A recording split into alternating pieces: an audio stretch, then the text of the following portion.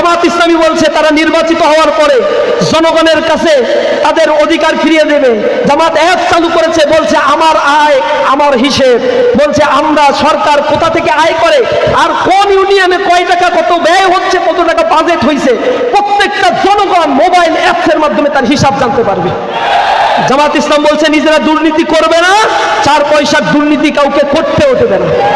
জামাত ইসলাম বলেছে জনগণের মৌলিক অধিকার নিশ্চয়তা দেওয়া হবে, প্রতিটি উপজেলা পর্যায় পর্যন্ত স্বাস্থ্য কমপ্লেক্সকে আধুনিক করে গড়ে তোলা হবে, জেলা পর্যায় পর্যন্ত ধারাবাহিকভাবে হাসপাতাল নির্মাণ করা হবে, আধুনিক হাসপাতাল এবং আধুনিক মানে বড় বড় কেন্দ্রগুলো গড়ে তোলা হবে, যে কেন্দ্রের মধ্য দিয়ে জনগণ প্রতিটি এলাকাগুলোতে সুচিকিৎসা যাতে পায়, ঢাকায় যেন তাদের যেতে না হয়। 5 বছরের নিচে যারা রয়েছে তাদের এবং 7 বছরের ঊর্ধ্বে যারা রয়েছে তারা দেশের জন্য একটা সম্পদ, এদেরকে বিনা টাকায় চিকিৎসার ব্যবস্থা সরকারিভাবে করা হবে। এর মাঝখানে যারা থাকবে এই বয়সের মানুষদেরকে 50-50 শেয়ারের মধ্য দিয়ে তাদের চিকিৎসা সেবা নিশ্চয়তা দেওয়া হবে। এই বেলকুচি লেখাপড়া শেষ করে দারিদ্র সীমার নিচে মানুষ বসবাস করছে, চাকরি পাচ্ছে না, এখানে ইন্ডাস্ট্রি গড়ে তোলা হয় নাই, যাতায়াত ব্যবস্থার দুরবস্থা। এই উত্তরবঙ্গ থেকে উন্নয়নের যাত্রা শুরু করা হবে, যেহেতু উত্তরবঙ্গ থেকে দীর্ঘ সময় ধরে উন্নয়ন থেকে তাদেরকে বঞ্চিত রাখা হয়েছিল। জামাত ইসলাম তার ইশতেহারে নারী নিরাপত্তার কথা, নারীদের উন্নত শিক্ষা, বিনামূল্যে শিক্ষার কথা তারা তাদের ইশতেহারে ঘোষণা করেছে। শুধু ইশতেহার ঘোষণা নয়, কোথা থেকে আয় হবে আর কয় টাকা কোথায় ব্যয় করতে হবে তা সব হিসাব করে দেখিয়ে দিয়েছে। তারা বলেছে 2040 সালের মধ্যে $2 ট্রিলিয়ন অর্থনীতি তৈরি করা হবে, যার মাথাপিছু আয় হবে $10,000 মার্কিন। আর জনগণের মধ্যে যে আয় বৈষম্য রয়েছে, এই আয় বৈষম্য থাকবে না, শুধু ধনীরা ধনী হবে, লুটতরাজ করে ব্যাংক লুটপাট করবে। এই সব লুটতরাজ আর ব্যাংক লোপাটকে আইডেন্টিফাই করে জনগণের অধিকার জনগণের কাছে ফিরিয়ে দেওয়া হবে। ছোট ছোট ইন্ডাস্ট্রি গড়ে তোলা হবে, বিদেশে টাকা যাতে পাচার না হয় তার সকল বন্দোবস্ত করা হবে। এই কাজগুলো শুধু জামাতি পারবে।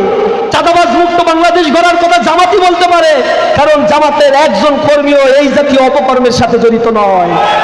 সুতরাং আগামীর বাংলাদেশকে যদি সুন্দর করতে চান, নিজের সন্তানের জন্য মাদক মুক্ত একটি দেশ যদি উপহার পেতে চান, তাহলে দাঁড়িপাল্লার কোনো বিকল্প নাই। যারা বলে আমরা দুর্নীতিমুক্ত বাংলাদেশ গড়ব, তাদের এই কথা শুনা শয়তানও পিছনে বসে মুচকি হাসি হাসে। কারণ এর আগে 10 বছর ক্ষমতায় ছিল, 10 বছরই ধারাবাহিকভাবে দুর্নীতিতে চ্যাম্পিয়ন হয়েছে 3 বার পর পর।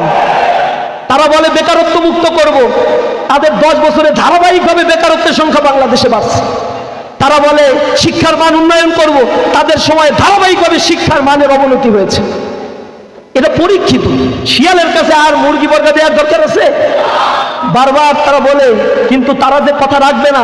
এটা 2001 সালে তারা বলেছিল স্বাস্থ্য কার্ড দেব জনগণকে, দিছে? পাইছেন স্বাস্থ্য কার্ড 2001 থেকে 6 সাল? তারা বলছিল কৃষককে 5,000 টাকা সুদ মুক্ত ঋণ যেগুলো আছে সেই ঋণ সুদ সহ ঋণ মৌকুব করে দেওয়া হবে। কথা রাখছে? এখন আবার বলতেছে না তারা 10,000 টাকা দিবে, শুভঙ্করের ফাঁকি। উপায়ন্ত না পেয়ে একটা কার্ড দেবে, কার্ডে কয় টাকা? 2,500 টাকা। কিভাবে পাবো? কার্ড নাকি, কার্ড দিলেই নাকি টাকা দেবে।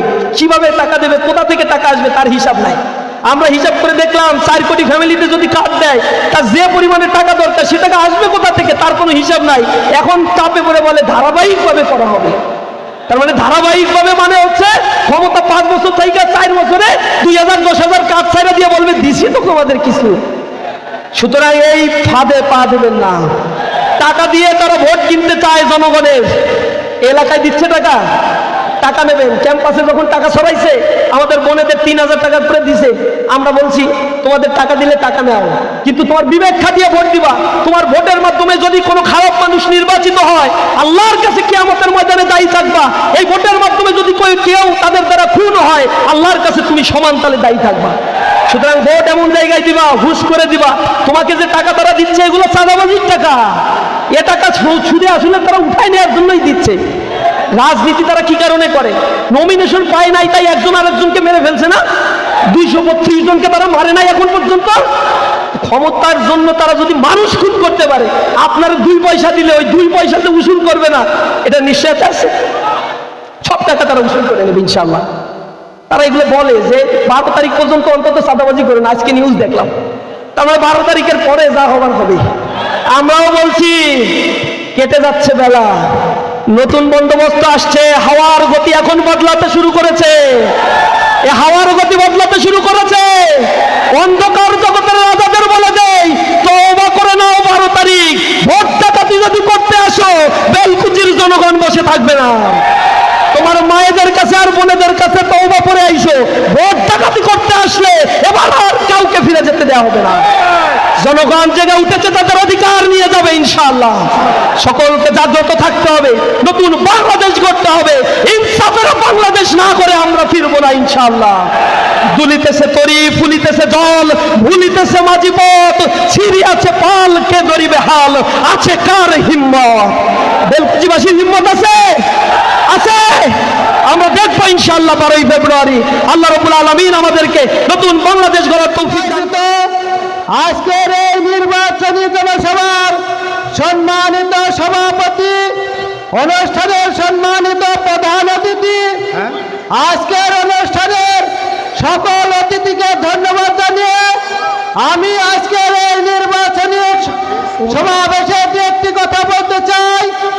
আপনারা জানেন যে আগামী 12ই ফেব্রুয়ারি ত্রয়োদশ জাতীয় সংসদ নির্বাচন। এই নির্বাচনের যত নীল নকশা আছে, সকল নীল নকশাকে ধুলোয় মলিন করে আগামীর 12ই ফেব্রুয়ারি ব্যালট পেপারের মাধ্যমে এই বাংলাদেশ জামাত ইসলামী সহ সকল 11 দলীয় জোটের প্রার্থীকে বিজয় ছিনিয়ে এনে আমরা জাতীয় সংসদে পাঠাতে চাই। তাই বলতে চাই যে আমাদের বন্ধু সংগঠন তারা বিভিন্ন কথা বলে চলছে, কিন্তু সকল কথার জবাব একটাই, জীবন দিয়ে হলেও, জীবনের বিনিময়ে, রক্তের বিনিময়ে হলেও এই বেলকুচি চৌহালির গণমানুষের দাবি আলহাজ অধ্যক্ষ আলী আলম আগামী দিনের সংসদ সদস্য। তাই বলে দিতে চাই, রক্ত দিয়েছি, আরো দেব, কিন্তু সেন্টার দখল ছেড়ে দেব না। আপনারা কিসের ভয় দেখার? ওই ভয় দেখা আমাদের লাভ হবে না, কারণ এই জনগণ রক্ত দিতে জানে, এই জনগণ দাবি আদায় করতে জানে। তাই বলতে চাই যে আগামীর 12 তারিখ ঘরে বসে না থেকে সকলে কাজ করে আমাদের এই নমিনিকে বিপুল ভোটের ব্যবধানে বিজয় আনতে হবে। এই আহ্বান রেখে সবার ইমানি জীবন কামনা করে আমার কথা শেষ করছি। আমার আসসালামু আলাইকুম ওয়া রাহমাতুল্লাহ।